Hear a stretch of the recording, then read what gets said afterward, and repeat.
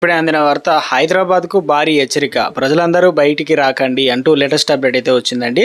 So ఇందుకు సంబంధించినటువంటి పూర్తి వివరాలు వీడియోలో తెలుసుకుందాం. చివరి వరకు చూడండి, అర్థమవుతుందండి. మరోసారిగా ఛానల్ వస్తే తప్పకుండా సబ్స్క్రైబ్ చేసుకొని bell button all notification activate చేసుకోండి.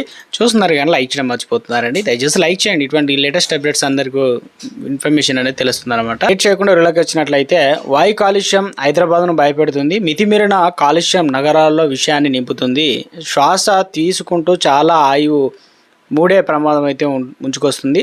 ధూళి, సీసం తరహా సూక్ష్మ కణాలు ఊపిరితిత్తుల్లోకి చేరి తూట్లు పొడుస్తున్నాయి. వాయు కాలుష్యం విజృంభించడానికి వాహనాలు, చెత్త కాల్చడం, నిర్మల రంగాల వ్యర్థాల కారణమని పర్యావరణవేత్తలు అంటున్నారు. వాయు కాలుష్యం పెరుగుతుండడంతో ప్రజలు శ్వాసకోశ వ్యాధులు, క్యాన్సర్ బారిన పడుతున్నారు. దేశవ్యాప్తంగా అసహజ మరణాలకు 5వ అతిపెద్ద కారణంగా వాయు కాలుష్యం. పర్యావరణ నిపుణులు ఆందోళన.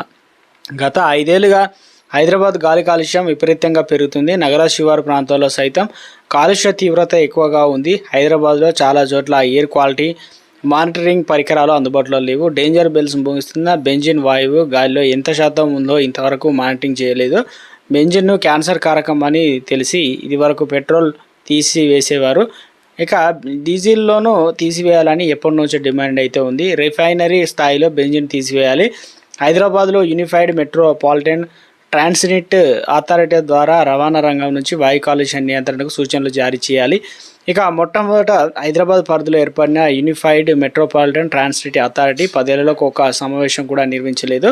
ఇక PM10 ధూళికణాలు, PM2.5 ధూళికణాలు చిన్న సూక్ష్మ రేణువులు గాలిలో అధికంగా ఉంటాయి. ఊపిరితిత్తులో వెళ్ళిన తర్వాత అక్కడ స్టక్ అయి గాలి ప్రసారణ అడ్డుకుంటాయి. ఎలర్జిటిక్ డిసీజ్, ఆస్తమా, ఎలర్జిటిక్ రైనైటిస్ జబ్బుల బారిన పడే అవకాశం అయితే ఉంది. గాలిలో nitrogen oxide, sulphur dioxide, carbon monoxide, carbon dioxide వాయువులు పీల్చడంతో ఊపిరితిత్తులు దెబ్బతింటాయి. దీర్ఘకాలికంగా ఇటువంటి గాలి పీల్చే వారికి లంగ్ క్యాన్సర్ వచ్చే అవకాశం అయితే ఉంటుంది. కాబట్టి ప్రభుత్వ వాయుష్య కాలుష్య నియంత్రణకు చర్యలు చేపట్టాలని కోరుతూ ఉన్నారు. కాస్త ఏదైతే హైదరాబాద్ చుట్టుపక్కల ప్రాంతాల్లో బయటికి వెళ్ళేవారు జాగ్రత్త, ప్రజలందరికీ